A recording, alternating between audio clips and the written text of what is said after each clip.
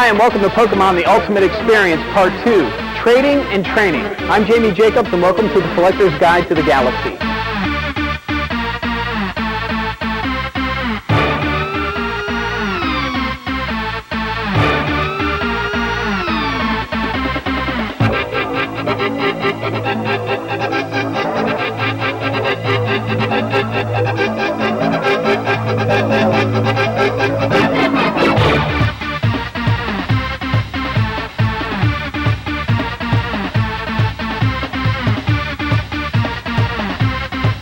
Today we're going to talk to some kids about their secret trading techniques, so hopefully I don't get burned. And we're going to talk to Storm, a Pokemon master, about, well, his techniques in training. And if I'm lucky, I'm going to get to go against him head to head. Storm versus Jamie. Storm versus Jamie? I got to come up with a better name. Storm versus Leopard Boy.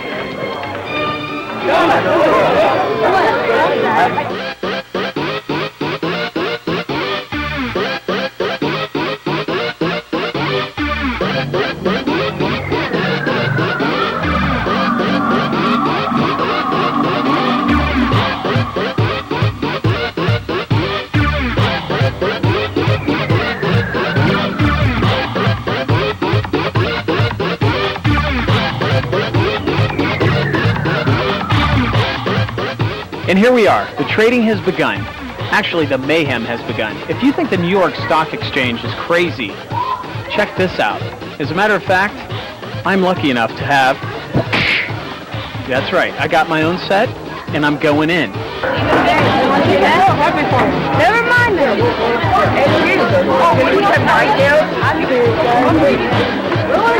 Look at Brian Conco.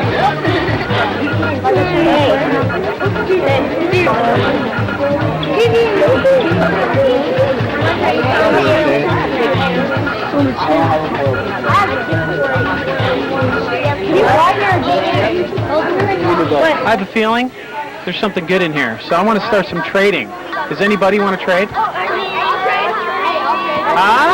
Okay, all right. Well, anyway, now hold on a second. I'm gonna open this up right now in front of all you guys, but I'm gonna hold one just in case. Hold on. Is there? Yeah, these are human-proof actually. Now, do these have gum in them? You get gum? No. All right, now hold on. I'm gonna hide this one. All right, because this is the winner. I'm willing to trade a couple of these. All right, so I'm just gonna whip out one, and you guys tell me what's fair and what isn't. All right, here we go. This is Scratch. Anybody up for a Scratch? No thanks. No? Is Scratch bad? Let me see. It's okay. That's 20 damage, but compared to some cards, it stinks. Yeah, but it's got 40 HPs. Charizard has 120. The elusive Charizard. Well, how do you know I don't have a Charizard in here? Rapidash, is that pretty good? Yeah. Oh, that's what I'm talking about. All right, let's trade. Who wants to trade? Talk to me. Talk to me. Tauros. Is Tauros a bad thing? What do you think? Is it fair? Yeah, let me look for it, man. You think it's fair? Yeah. What's your name? Sophie, you look honest. You look honest. Tell the camera that it's a fair trade. It's a fair trade. All right, I'm going to do it. All right, I want someone to explain to me how you figure out what's a good trade and what is not a trade. All right, hold on. We're gonna let this guy explain what is a good trade real quick. All right, here we go. All right, the rarity symbol on the bottom right-hand corner. All right, so the rarity symbol is where? Right here. That's common. All right, this is a very common card then? Yeah. All right, so it's not that good. That's a common? Diamonds are... Okay. Stars are rare. All right. Diamonds are uncommon and stars are rare. Stars are rare, diamonds are uncommon. Yeah.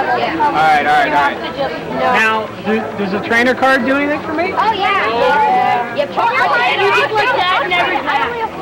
So you get a trainer card in every pack. All right. You want to trade a trainer card for that? You think that's pretty fair, you guys? How come I feel there's a conspiracy happening here, and I'm going to walk away with it? All right, it's fair? All right, it's fair. Now, hold on. We got to shake again. Let's do the Pokemon shake, something like that. All right, so let's move on. Tauros, how are we? Okay. Now, hold on. Show the camera right on. Now, I'm going to ask Kim. All right, I'm going to ask Kim. Do you think this is a fair trade, a Tauros for a Rhydon? Yes, it is. Very good trade. For you. All right. Let me see the card. Yeah, it's a trade. All right, this is a fair trade. I'm going to do it. But we have to do the Pokemon thing. Yeah, okay. Cool, man. Yeah. All right. Yeah.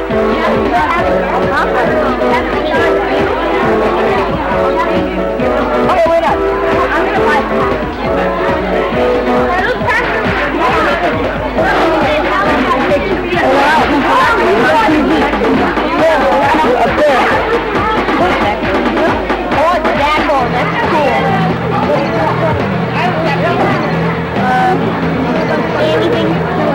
All right, so we're in the middle of it all, and we have an innocent bystander, and I'm guessing you have a young adult here that's the trading. Children are here in the middle of it all, so I'm just waiting out the time. Now, is this an every Wednesday situation? We've been here twice, so it's about twice in the last 6 weeks. Have you got into the trading wars at all? I have no idea what they're doing. You and me both. Okay, I'm gonna. You started with you're getting off real good here. We started with 5 little cards, ended up with 30. You're trading. I'm doing good? All right. Okay, I like her. The key to this game, am I wrong or right, is to get as many cards as you can? You could get, well, if you have all bad cards, it wouldn't be good. So if I had a giant stack taller than me, it wouldn't matter. It's how good the cards are. Yeah, you can only play 60 cards in the game. All right, now you help me. Take a look at her cards. Tell me if it's worth trading anything. She got some good stuff? No. She doesn't have anything good? It's dropping energy. It's pretty much all. So, what do you think? Should I do anything? Foil card for a mid-chop energy. Probably not. But she's so darn cute, isn't she? I mean, what? Yes, she is. No comment on that. No comment on that. She's so darn cute. I feel like I need to give her something. If you have a chance, and what other foils do you have? What other foils do you have? Whoa, what's that? I'm trading Yes. I'm trading Victoria for Charlie. All right. Let me find it. Okay, where is it? It's not even in here. Hey.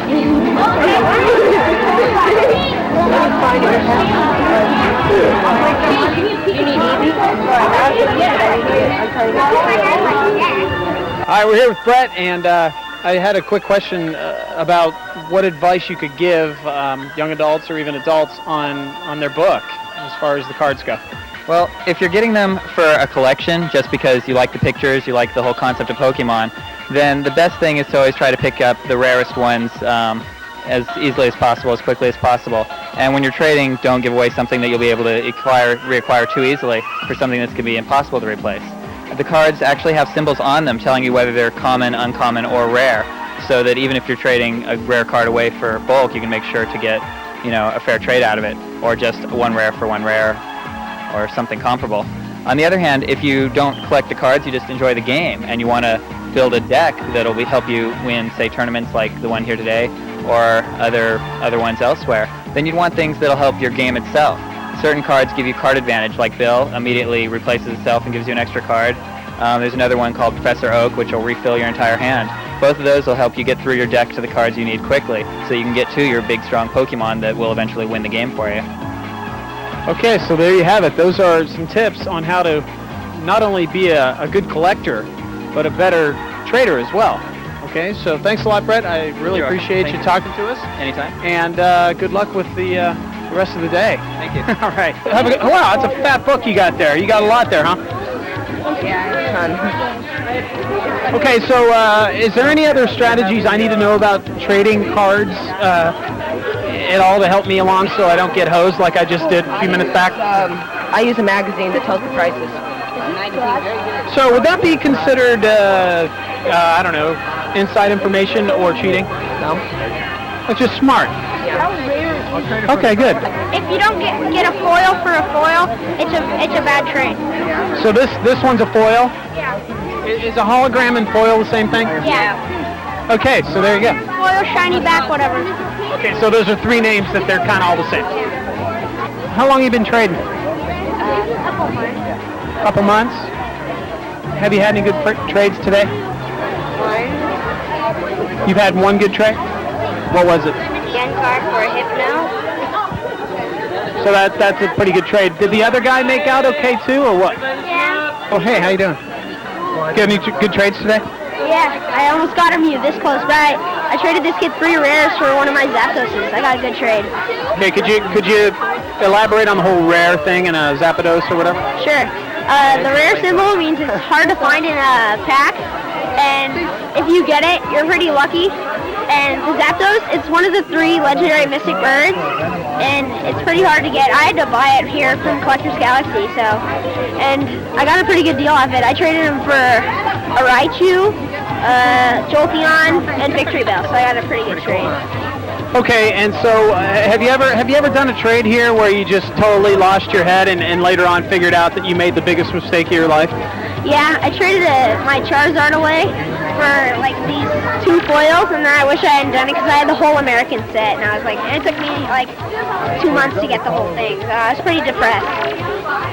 Did you seek counseling or any help of any sort? No, I looked in myself for counseling, and I eventually got over it because I got another Charizard in Japanese. Now I'm giving up the whole American thing, just going for the Japanese. Finding strength from within. Thank you, sir. Good luck today. Okay. Once where I traded about like 18 cards for one Blastoise, which is a really good card. Then I traded back to my friend because I realized that Blastoise was a very good card. Well, the best Pokemon trade I ever did was probably when I got Kangaskhan. Because Kangaskhan is the cheapest Pokemon you can get. And he's the easiest card you can use. So you do is flip a coin 4 times and it's Comet Punch. And you can literally kill every single Pokemon. Except for the Charizard. Want an Nidoqueen? Want an Nidoqueen for your Poliwrath? Hey, do you have Canada? I used to have Canada, but I traded it. Yes,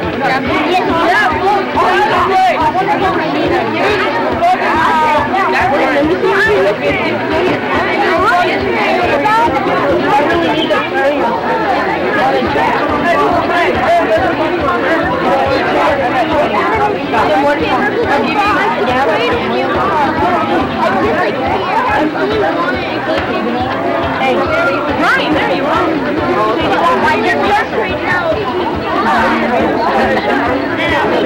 Oh, are you trading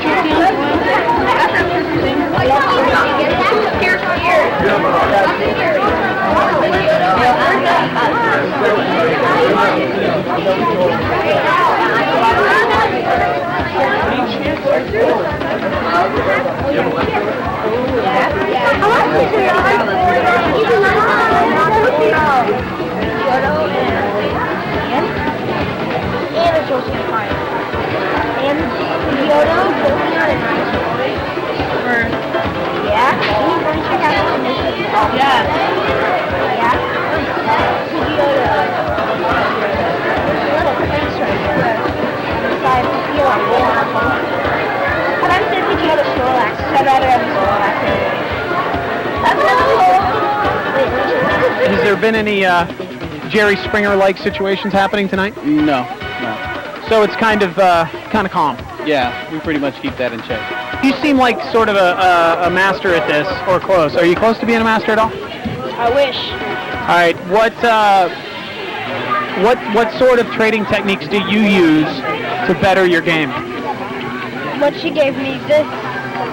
Are you talking about when I'm playing somebody with the cards, or am I trading? I'm talking when you're in the trenches, when it's full on, when the other person's looking at you, sneering, and you guys are going head to head. Most powerful HP, and if it takes away the most that would be it. It takes away most HP. Like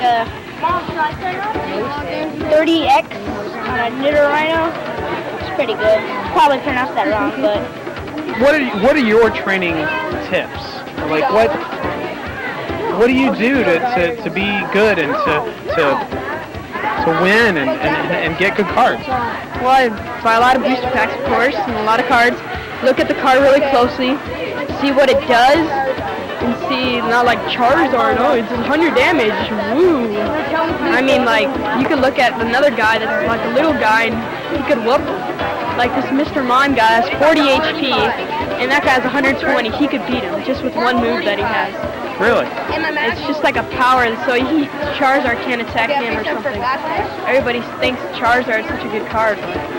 So, Not that so the truth comes out that Charizard is really kind of lame. good. I used to have like 6 or 7 of those cards. And you got rid of them?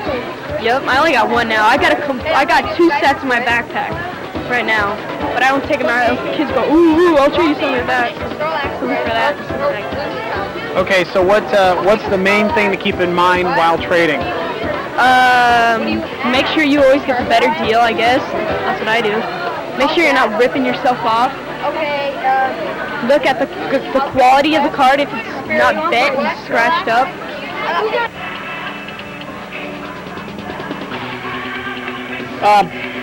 Would anybody like to buy some Star Wars stuff? I mean, we got Jar Jar Binks or Naboo pistol. So I heard this vicious rumor that Pikachu kicked your butt. Is that true? You know, it was called the Phantom Menace, and well, there's not even a Phantom in here. Go over there to the excitement. Bye. I'm standing here with Storm, the Pokemon Master, and rumor has it that you were kind of looking in on some of my trading. Yeah, I was taking a peek. Okay, I started with the Jungle Booster. And check it out. Look how I did.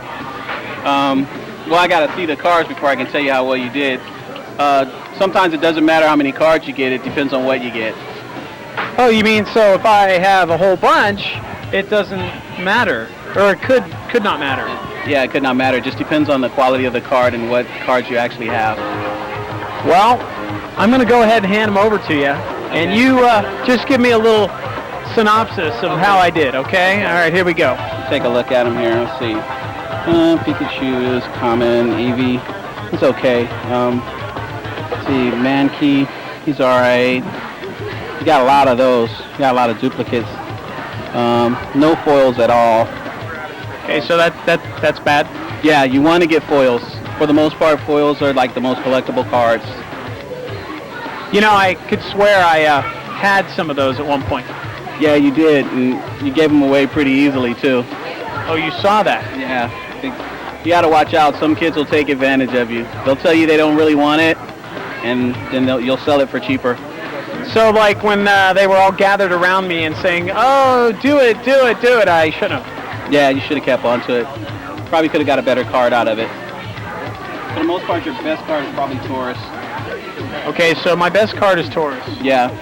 And other than that, you got a lot of commons. So you started out with a couple of pretty good cards, but you wind up getting just a whole bunch of commons, which, I mean, people give them away all day long. All right, so, well, I learned my lesson. I won't do that again. And you witnessed, actually, me losing pretty bad. Yeah, you actually traded again. You gave another kid 10 regular cards for another foil, which kind of gave you another lead back, but then you just kind of gave it away. So.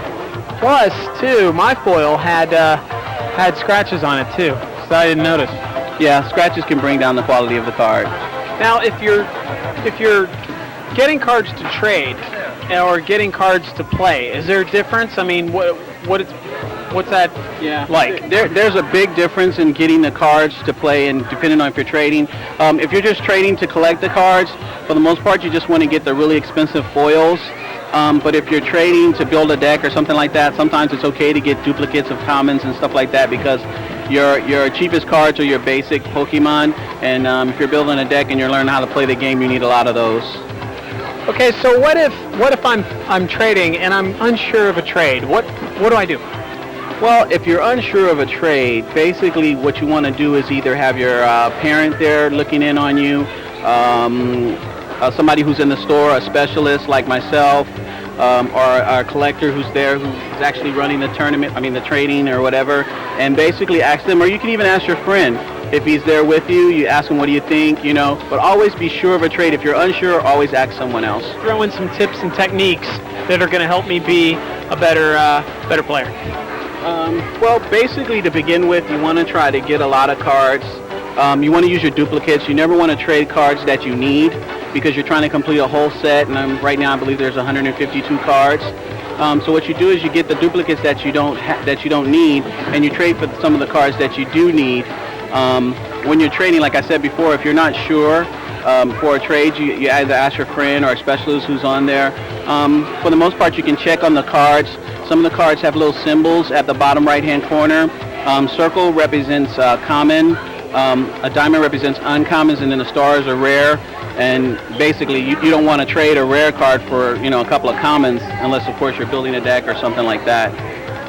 So there again, this reiterates the fact that there is a difference between collecting cards for trading and collecting cards for playing. Exactly, there's a big difference. Let's find out exactly how you would go about trading, and if somebody had something you wanted, how would you do it, and what would you look for from the other person trying to get something from you? Well, for the most part, it depends on what card I'm looking for. But like I said, say for instance, if I'm looking for a Raichu or something, which is a foil electric Pokemon, you don't want to trade like foil cards for regular cards, because it will never add up, because a foil card is way more valuable than regular cards. You also, what I would do if I'm trading for it, I would offer less than what I'm actually wanting to get it for, because usually what the person, when they're offering, they're going to try to get you out of more cards. So you just got to kind of wheel and deal back and forth. You already know what you want to trade it for, but you also know that they're probably, gonna want a little extra, so you just kind of meet them halfway. What technique would you use if you saw a card that somebody had that you wanted, and it was an experienced trader? What's something that Storm would do? Well, for the most part, I would probably just try to find out what I think the person who's trading the card and what they want. It's like playing poker. You want to find out his weaknesses. You say, well, let me see your cards for a second. I got this card I want to trade you. Look at what cards. He goes, oh, okay, he needs this guy, he needs this guy, and this guy. And you just kind of round it out. Well, I'll give you this guy and this guy if you give me this guy. And usually they go, oh, okay, because I need those two guys.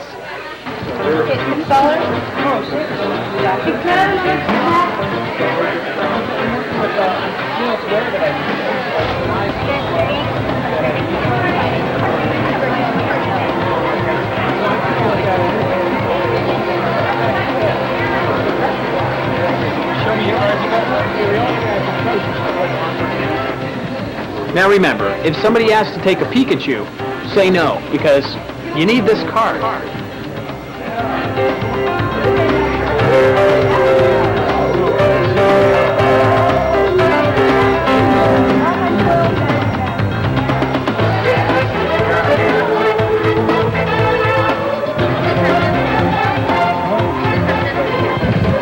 Now, if somebody tells you you're a Charmander, it's not a compliment. Believe me.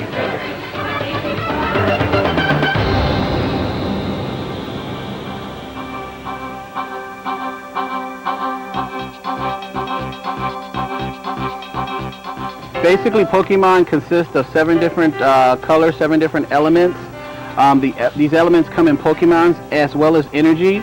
You have your colorless energy, you have your grass energy, you have your electric energy, you have fighting energy, you have fire energy, you have your water energy, and you have your psychic energy. Each one of these energies, like I said before, they have Pokemon that coincide with these energies. Like with electric, you have Pikachu, he's an electric Pokemon. You have Charmander, who is a fire Pokemon. You have Squirtle, who's a water Pokemon.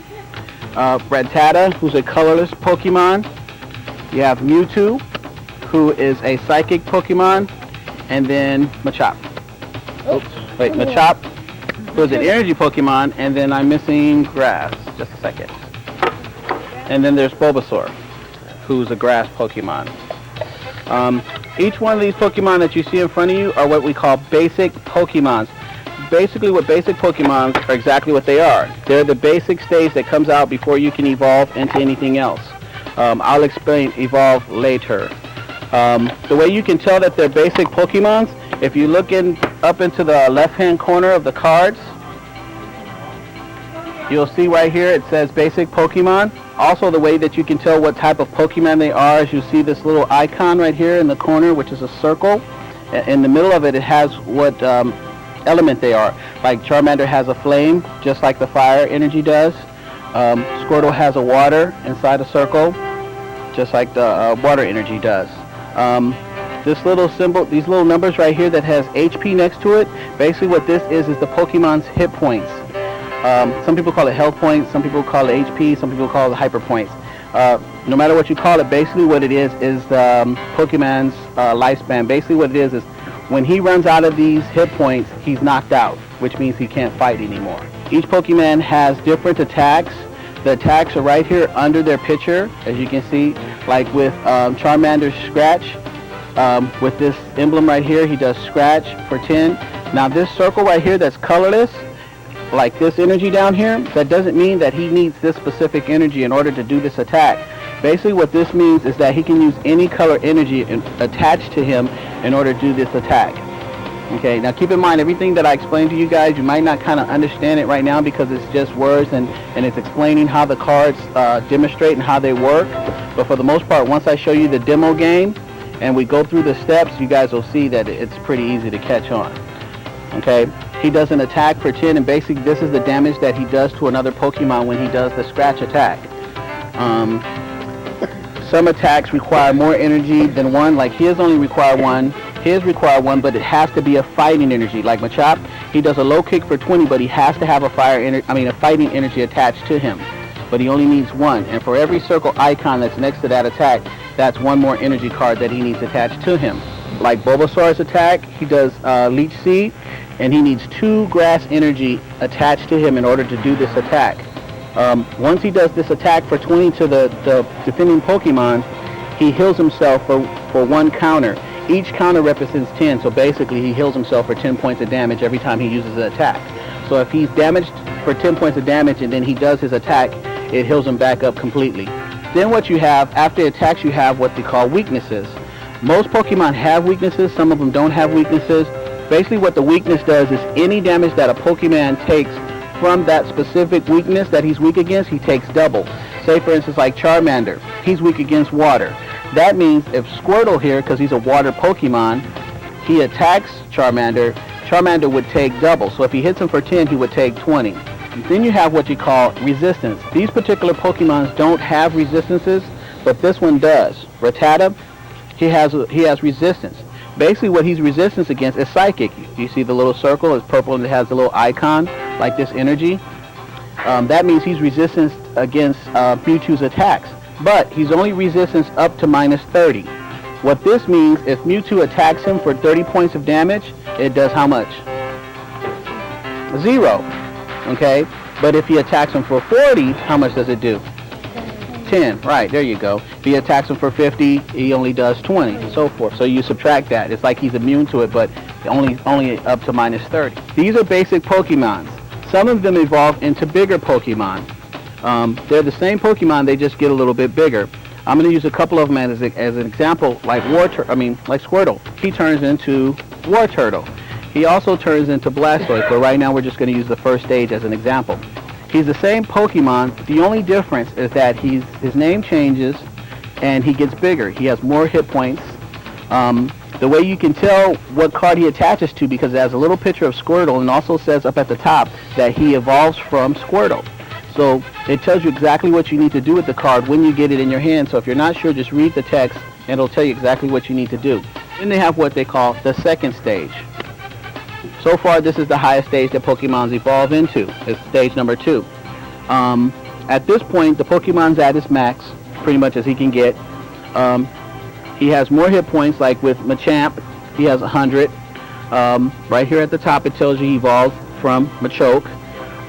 He has another attack, which costs more energy. He needs 3 fight and 1 of any other color. He's still weak against Psychic, and his retreat cost is 3. He does more damage, which means he does 60 instead of 20, which he was doing when he was Machop. Also, second stage Pokemon get second stage Pokemons get what they call a Pokemon power. Basically, what Pokemon power is, right? It's an extra move. Basically, it happens automatically, or you can just use it as often as you like, depending on what the text say. Like with Machamp, basically what his Pokemon does is it does damage to the other person's Pokemon for attacking him, because he's like a big rock, so he gets really big and really hard. So if, say for instance, if Charmander, bless you, so say for instance if Charmander tried to scratch him, he would take 10 damage just for scratching him. He would hurt his hand because he's so hard. You understand what I'm saying? Okay. When you can evolve a Pokemon, you only want to evolve it when you have enough energy to be able to attack with him. Unless, of course, you're going to use him for a big wall, because that's what he becomes. Say, for instance, if you evolve Machamp all the way to stage 2 and he doesn't have the four energy he needs in order to attack, he just becomes a big wall. And he just, the opponent's just hitting him until you knock him out. So what you do is you wait till you have enough energy. That way, once you evolve him, he's ready. He still can attack. He can still put the smash down. And then you have what you call trainers. Basically, what trainers do is they help you defend your Pokemon. There's different kind of trainers. I'm just going to go over a few so you guys can get an overview of how they work. There's trainers like Switch. Basically, what Switch allows you to do is it allows you to switch your Pokemon without having to use the retreat cost. Remember I explained to you sometimes you have to discard energy in order to run away? Basically what this is it's kind of like a Pokeball. It's like instead of the Pokemon actively running away himself, you use the Pokemon to bring him back. So it's free. You don't use any energy up doing that. There's trainers which are called like energy removals. Basically what energy removals does is it removes energy from a particular Pokemon, because the object of the game is to build your Pokemon up really big with a lot of energy and to keep your opponent from doing the same. As long as his Pokemon don't have any energy and they're weak, you can knock them out quicker, because the more energy they get, the more they can evolve them, the quicker they can evolve them, and nobody wants to fight against a big Pokemon. There's Gust of Wind. Basically, Gust of Wind is the same thing as Switch, except you use it against your opponent. Because sometimes what will happen is your opponent will have a very big Pokemon that you can't take out with your regular Pokemon, and he has like weak Pokemon on the bench. That allows you to switch. So that way you can bring in the weak Pokemon that you can knock out really quick, and then you get a prize card. So it's like a tactical card, strategic card. So can you only use one of these cards in a game? Or? No, you can use up to 4 in your deck, and say for instance if you're playing a hand and you have 1 Squirtle down and you have 4 power pluses, you can put all 4 on him. You can build it up so he does 50 in one shot. Boom, knock Pokemon out. A lot of times you'll find people who play like that and they win very quickly. Well, I like the way you played. It's fun. It's fun. It's also strategy, and it's like Vegas. It's all in the cards. I mean, seriously. After you draw your card on your turn, which he has already done, the next thing you want to do is play any trainers that you might have that's going to help you out. Like, for instance, Bill. Bill, basically what he does is what? Allows you to get 2 cards. So a lot of times you want to use him immediately. So you say, I'm going to use my trainer Bill, you put him in your discard pile, which is always next to your deck, and then you pull 2 more cards. And those go into your hand. Now, I have an energy removal, which I'm going to use. Basically what that allows me to do is remove his energy. The reason why I want to do that, because what happens is if he puts another fighting energy on Diglett, he can do Mud Slap. That's going to hit my guy for 30, and it's going to knock him out. And I don't want him to do that, because he'll get a prize card, and then he'll be winning. So I'm going to remove that energy. That particular energy he loses, and it goes to this card pile. Now, for the most part, he has 2 fire Pokemon and 1 colorless. He wants to use his colorless because right now all he has is fighting energy. He doesn't have any fire energy, so that's not really going to do him any good. So he wants to use somebody who can use the energy that he has. So he'll put his Rattata on the bench, and then he's going to take his 1 energy for this turn, because you always want your main Pokemon to be attacking. Actually, let me think about that for a second. Either way, he could go both ways. If he wanted to, since Diglett has free retreat cost, which means he doesn't lose energy, he could actually switch this guy since he's hurt, and he can only do 10. he can switch it with this guy and do 20. Okay? So he has this one energy he can use. But if he uses Diglett, he'll do 10 to me, but I'll actually take 20 because I'm weak against fighting. So I'll take double. So he could really pretty much go both ways. So it's basically up to him. Since his Diglett is hurt already and he only has 20 more to go, he doesn't want to leave him out here, because then that subjects him to be knocked out. So he might want to retreat this guy. He brings up his Rattata, then he uses his one energy, and then he attaches that energy. And like he only needs one energy to do bite, and since it's colorless circle, that means he can use any color energy, so he attaches to fighting. Okay. There's 3 ways you can lose or win in this game. If your opponent knocks all your Pokemon out, he wins. If he knocks out enough Pokemon to get all your prize cards, he wins. If you run out of cards, like say for instance my turn and I don't have a card to pull, I lose and the opponent wins. For the most part, the only thing I really can do is evolve my guy. So now the reason why I'm evolving him is because one, I put him out last turn, so he has to stay in 1 turn before you can evolve him. So every time you evolve him, you have to wait a turn. Say for instance if you had Machop, okay, you make him Machoke, you have to wait a turn, then you make him a champ. You can't do both at the same time. The reason why I'm making him Gyarados is because I have no energy and he's knocking out my Pokemon. So I'm going to bring this guy out here and he's going to be a big wall for me, right? Right. And another reason why I'm going to make him bigger, because right now he has all fighting Pokemon, right, on his bench. Gyarados resistance is fighting Pokemon. So that means it not only becomes a big wall with 100 hit points, but it becomes a big wall that he can't damage anytime soon. What allows me to do is recuperate from what he just did to me, because he just knocked out my Pokemon and all that other good stuff. So he has a lot of fighting energy, which is good because he's using his fighting Pokemon. Now, Rattata is already built up because he only has 1 energy.